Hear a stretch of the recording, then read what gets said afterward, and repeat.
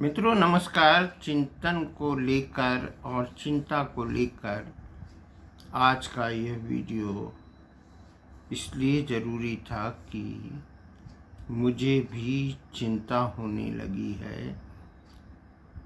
जो चिंतन सार्वजनिक तरीके से किया जा रहा है,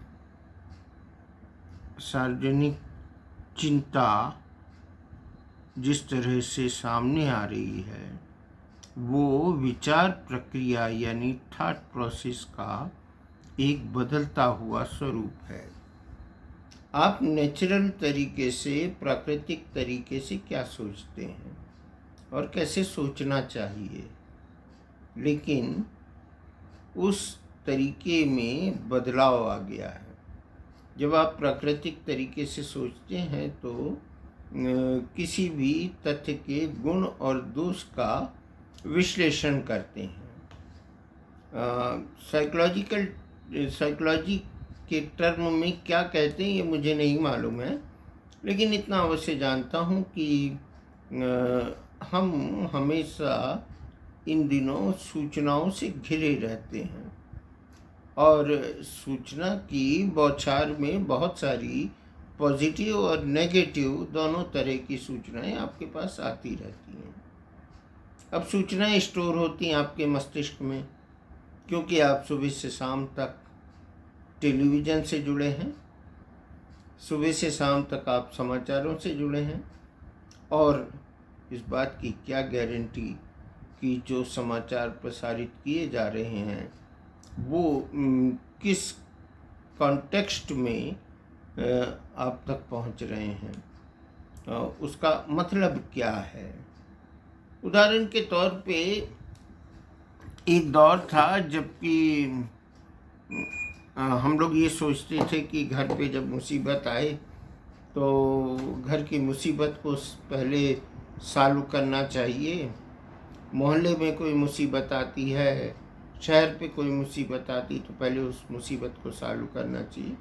इसके बाद कभी हम निर्णय कर लेंगे कि अच्छा या बुरा, या उसका दोषी कौन था, या उसका जो कल्प्रिट है वो कौन है। लेकिन अभी तो घटना के साथ में निर्णय भी चले आते हैं। आज मैं ब्रिटिश ब्रॉडकास्टिंग कॉरपोरेशन का एक वीडियो देख रहा था, जिसमें जो स्क्रिप्ट राइटर है उसने पूरा अपना नैरेटिव डाल दिया कि वो किस तरह से भारत सरकार की विफलताएं हुई हैं, उसके फैक्ट्स दे दिए जिन फैक्ट्स का कोई मायने नहीं था। अभी वर्तमान में ब्रिटिश ब्रॉडकास्टिंग कॉरपोरेशन को इस तरह से भारतीय जो भारत के अंदर जो पेंडेमिक फैल रहा है और भारतीय जो गवर्नमेंट है उसके और भारतीय जनता के बीच में, पब्लिक के बीच में, सिविलाइजेशन के बीच में एक मैंने सिविलाइजेशन बोल दिया, सिविल सोसाइटी के बीच में एक विवाद पैदा करने का लक्ष्य उन्होंने रख लिया है। ये है थॉट प्रोसेस। अब आपको कुछ फैक्ट दिखाए जाएंगे, उन फैक्ट्स में आपको ये बताया जाएगा कि भाई जो आपके देश में घट रहा है उसका मेन कल्प्रिट कौन है।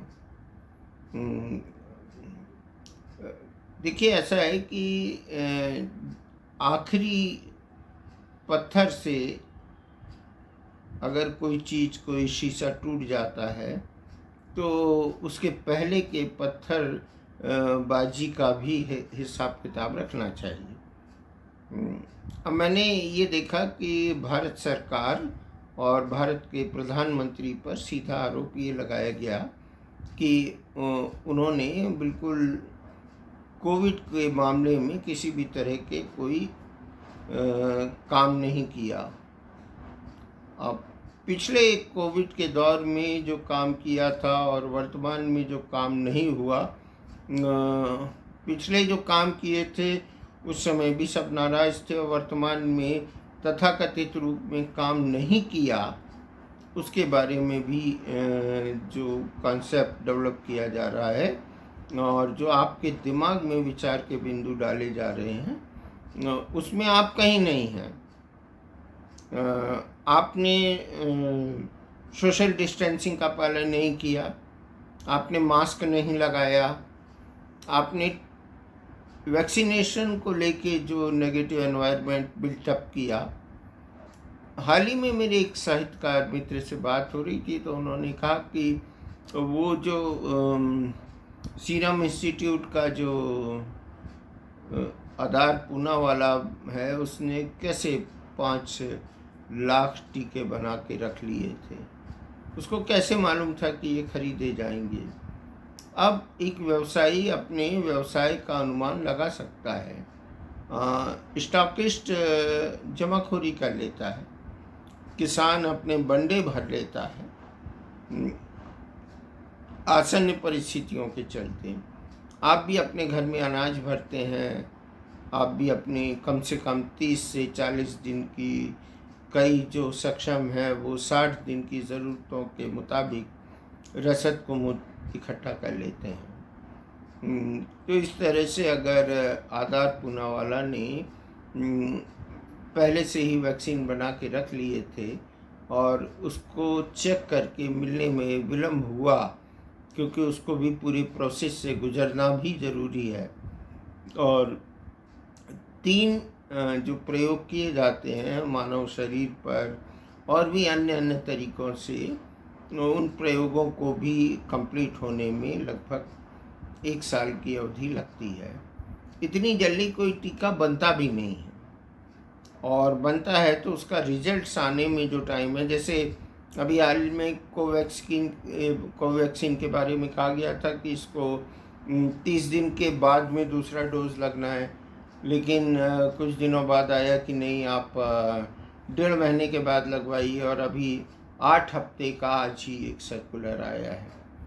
मतलब किसी भी चीज़ को इंस्टेंट नहीं हो सकता, परंतु आपके मस्तिष्क में जो बात विदेशी मीडिया द्वारा डाली जा रही है, जिसमें हमारे भी बहुत सारे बुद्धिजीवी और बुद्धिमान लोग शामिल हैं, उन्होंने जिस तरीके से एनवायरनमेंट बिल्टअप किया है वो बहुत दुखद है।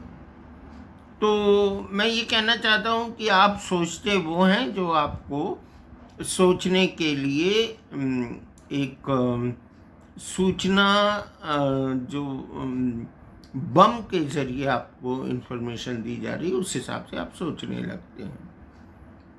आप एक किसी चीज़ को पोर्ट्रेट करते हैं। मेरा वो एक नाटक है पोर्ट्रेट, बच्चों ने प्ले किया था, उसमें एक बहुत अच्छा आर्टिस्ट होता है, ये मीडिया के जो विद्रूप स्वरूप का वो प्रतिनिधित्व करता है। वो बच्चा बहुत अच्छी चित्र बनाता है और कल्पनाशीलता भी उसकी बहुत उत्कृष्ट, बहुत हाई लेवल की है, उत्कृष्ट तो नहीं। वो कभी अपने दोस्त को बकरा बोलता है, अपने टीचर को शेर बोलता है, अपने काफ़ी सारे लोगों को अलग अलग तरह से वो नाम भी देता है और आकार भी देता है। और बच्चा अपनी टीचर को बकरी बोलता है, किसी शिक्षक को शेर बोलता है, किसी को राक्षस बोलता है। इस तरह के उसने काफ़ी सारे अपने दिमाग में स्केचेस बना लिए थे। हालांकि ये मेरी मूल कहानी ऐसी थी कि एक आर्टिस्ट अपने घर के अंदर जो है वो अपनी जो क्या कहलाता है उसको, वो स्टूडियो में चित्र बनाता है। तो जैसे मेरा मित्र है वो, तो वो मेरा चित्र बनाएगा तो मेरी जो बातें पसंद नहीं उसको विद्रूपता को उभार देगा।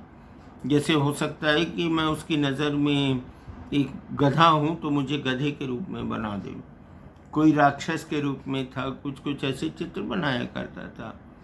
और वो एक बार एक यक्ष आता है, कहानी का सार ये है, उसी पे आधारित पोर्ट्रेट नाटक भी था, संजय गर्ग जी ने किया और नाट्यलोक ने किया। तो वो कहानी ऐसी थी कि वो चित्रकार जब बनाता है तो अचानक एक यक्ष आता है और यक्ष पूछता है कि बहुत उम्दा आर्टिस्ट हो, इतनी रात तक तुम जाग के काम कर रहे हो, ये बताओ कि ये सारी चीज़ें जो बना रहे हो, ये देखो आपने इसमें नाम भी लिखा हुआ है कि अमुक जी तमुक जी सबके नाम लिखे, अब ये ऐसे चित्र क्यों बना रहे? ये तो राक्षस का है और इसमें आपने लिख दिया है रामलाल जी का नाम, इसमें बन्ने खां का नाम लिख दिया, उसमें चार्ल्स का नाम लिख दिया है। और ये चित्र जो है कभी जानवर के हैं, कभी बंदर के हैं, कभी किसी गधे के हैं, और विकृत जो जो जानवर मतलब जिनका जिसको नेगेटिव सेंस में देखा जाता है, सुअर के हैं, तो आप उनके चित्रों के साथ ये नाम जोड़ रहे हैं।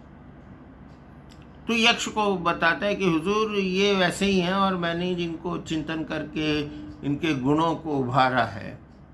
उन्होंने कहा चलो मान लिया कि ऐसे हैं, तो इन्हें क्या सजीव कर दें तो कैसा लगेगा? चूँकि वो चित्रकार अहंकार में डूबा हुआ था, उसने कहा कि हाँ आप ये चमत्कार कर सकते हो क्या? अरे आप क्या करोगे? यक्ष ने कहा ठीक है, मैं नहीं कर सकता तो अब करके देखता हूँ। और उसने यक्ष ने उनको किसी को शेर बना दिया, किसी को कोई जानवर, रीछ, भालू, बंदर, ये सारे वो पोर्ट्रेट में से जितने पोर्ट्रेट्स लगे हुए थे उससे निकल निकल के बाहर आने लगे। और जो पेंटर था वो दौड़ता है, उसके पीछे ये सारे जानवर भागते हैं और वो दौड़ते दौड़ते अपने आप को बचाने के लिए गड्ढे में कूद जाता है, जो कि एक अंधा कुआं होता है। तो ये पोर्ट्रेट करने का जो षड्यंत्र है कोविड को लेके, तो बहुत गलत है, क्योंकि आपको मालूम है कि पश्चिम मीडिया इस वक्त जो भूमिका निभा रहा है, खासकर यूरोप का मीडिया, वो एक खास इम्पोर्टेड विचारधारा से अनुशासित है और उन्हीं के आदेशों का और उन्हीं के डायरेक्टिव्स का पालन कर रहा है। तो मैंने कहा था कि आप सोच रहे हैं जो, वो आप नहीं सोच रहे हैं, आपको वैसा सोचने के लिए मजबूर किया जा रहा है। अब सोशल मीडिया में देखिए, आपने कभी विचार नहीं किया कि आपका मौलिक चिंतन क्या है? अच्छा, आप सोचें कि आप कोविशील्ड के बारे में कितना जानते हैं? मेरे ख्याल से आप कुछ भी नहीं जानते। बस आपको टीका लगवाना है, आपकी ड्यूटी है टीका लगवाना, आपकी ज़रूरत है, और सरकार की ड्यूटी है कि टीके को आप तक पहुंचा देना। उसके बाद भी आपके अपने अधिकार जो हैं वो सबसे ज़्यादा हैं, और उन अधिकारों का ध्यान रखते हुए सरकार आपको टीका लगा दे। सरकार की जिम्मेदारी तो है, मानते हम। नेगेटिवली इस तरह से प्रोजेक्ट किया गया कि ये टीका बहुत सारी बातों के अलावा एक खास समुदाय ये कहता है कि उसके लोग कहते हैं, मैं नहीं कह रहा हूँ, ये पब्लिक डोमेन पे अवेलेबल है, और उसमें ये कहा गया कि इसमें नपुंसकता तक आ सकती है। ये इस तरह की भ्रामक जानकारियाँ, क्योंकि कोई भी वैक्सीन बनता है तो उसकी बड़ी गंभीर रिसर्च होती है, उसमें टाइम लिया जाता है, और अभी जो सर्टिफिकेट मिल रहे हैं इन वैक्सीन्स को काम करने के लिए, वो इमरजेंसी सर्टिफिकेट हैं, स्थायी सर्टिफिकेट नहीं है। उन सर्टिफिकेट्स में अगर ये देखा जाएगा कि कुछ नेगेटिव असर को ज़्यादा हो रहा है तो निश्चित तौर पे उसको विड्रॉ किया जाएगा और मार्केट से भी आउट किया जाएगा और सेवाओं से भी अलग किया जाएगा, ये भी सत्य है। तो ये बहुत कठिन श्रम के साथ तैयार किया गया है और हमारे वैज्ञानिक सफल रहे हैं। लेकिन आपको मालूम है कि कुछ ओपिनियन लीडर्स, मैं पॉलिटिकल लीडर्स की बात नहीं कर रहा हूँ क्योंकि वो मेरा विषय नहीं है और ना ही मेरा उन पर कोई आकर्षण है और उनको वेटेज भी नहीं देना है। तो कई सारे ऐसे ओपिनियन लीडर्स थे जिन्होंने खुल के बोला कि ये जो टीका है, वैक्सीन है, ये ठीक नहीं है। हर दू हम तो देखते हैं ना कि भैया वो आपने तो भारत की और दक्षिण एशियाई लोगों की खास तौर पे भारत हो गया, पाकिस्तान हो गया, यहाँ के लोगों की आप आदत जानते हैं कि भाई मियाँ वो ऐसा है। भोपाल में मैं एक बार बैठा था तो मैंने कहा भाई, उन्होंने कहा कैसे आए हो, तो हमने कहा भाई हमको ज़रा ये अपना जो सरकारी फला काम है। भाई मियाँ काम हुआ कि नहीं हुआ? जब वो एश्योर हो गए कि काम हो गया तो कहते हैं कि भाई मियाँ ऐसा है कि हम जो है, हमारे तो बड़े अच्छे संपर्क हैं उनसे जिनसे मेरा काम था, हम उनको बोल देते। अब आपने करा लिया ठीक है, लेकिन मैं करा देता ये काम। हर व्यक्ति का रिलेशन मुख्यमंत्री के किचन तक प्रूफ हो जाता है वहाँ। तो इस तरह से लोग अपनी सलाह देते हैं। कई लोग कहते हैं कि आपको अब आपका सिर दुख रहा है तो आपने अगर किसी से झूठ मूठ भी बोल दिया, ना भी दुख रहा हो, बोल दिया कि भाई मेरा सर में आज दर्द है, तो आपको लगभग 100 नुस्खे आपके पास में आ जाएंगे। ये हमारी सोसाइटी का जो एक दूसरे के प्रति अनाधिकृत रूप से एक तरह से अपनापन तो है ही, लेकिन ये वैज्ञानिक युग में मैं और साइकोलॉजी के पॉइंट ऑफ व्यू से मैं कह रहा हूँ कि ये गलत है और ये हस्तक्षेप है हमारी निजी सोच के ऊपर। और यही सोच आपकी जो है वो बदल जाती है, और उसका बदलने का, आपकी सोच बदलने का जो आपका तरीका है, उसका प्रमुख जो लाभ उठा रहे हैं वो हैं भारत विरोध करने वाली ताकतें। मैं यहाँ पे किसी सरकार के फेवर में बात नहीं कर रहा हूँ, ना ही पब्लिक के अगेंस्ट में बात कर रहा हूँ। हालिया दौर में एक पोस्ट भी देखी गई जिसमें स्पेशली वो मुझे मेरे पास में मेरे व्हाट्सएप में भी भेजी उस बंदे ने, जिसमें ये कहा गया था कि आप ये मैं दिखा रहा हूँ आपको, एक कोरोनिल किट है। ये कोरोनिल जो लेते हैं, ये इसकी ये बुराइयां हैं, वो बुराइयां हैं, तमाम सारी बुराइयां बता दी। तो मित्रों मैं आपको बता दूं कि लगभग 2011 और 10-11 से मैं बहुत परेशान था। मेरी लंग्स में कुछ ऐसे कीटाणु हैं या वायरस रह जाते हैं जो कि मुझे कफ जनरेट करते हैं मेरे शरीर के अंदर, और मेरे लंग्स वीक होने लगे थे। भला हो पिछले साल जब सिचुएशन ये आई तो तब मैंने तुलसी और सौसारी नाम की 2 तरह की जो आयुर्वेदिक मेडिसिन है, ये तो कोरोनिल है, ये इसका उपयोग शुरू कर दिया। और मैंने किसी से पूछा भी नहीं और मैं सुरक्षित हो गया।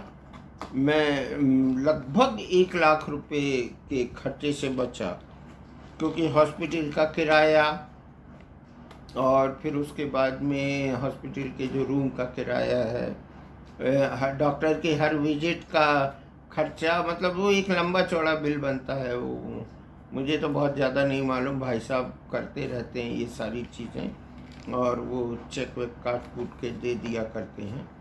तो इस तरह से मैं हर साल लगभग 70,000 से 1 लाख रुपए तक अपनी लंग्स संबंधी बीमारियों से पे खर्च करता रहा। मैं क्या, मेरे भाई साहब करते रहे, सतीश भैया जो हैं वो करते रहे, और मैं हर साल इस तरह से जाड़े के समय में, ठंड के दिनों में हॉस्पिटलाइज हो जाता था। और इस साल मैंने पूरा ट्रेंड बदल दिया और 2020 में कोविड के प्रारंभिक काल में जो कहानी बनी वो कुछ इसी तरह की बनी कि मैं इसका उपयोग करता रहा, सुरक्षित रहा। इसके अलावा जो कोविशील्ड के बारे में एक बड़े इंटेलिजेंट इंजीनियर बाहर से पढ़े हुए नेताजी हैं उत्तर प्रदेश में, जिनको आप सब अखिलेश यादव के नाम से जानते हैं, वो बड़े व्यंग्यात्मक और नेगेटिव भाव से बात कर रहे थे कि वो वैक्सीन मैं क्यों लगवाऊंगा, ये वो। और उनकी जो जमात थी वो उस पर हंसी भी उड़ा रही थी। और शायद उन सब ने टीके तो लगवा लिए होंगे, भले ही घर में छुप के लगवा लिए हों या जैसे भी सिचुएशन हो जाके लगवाए हों।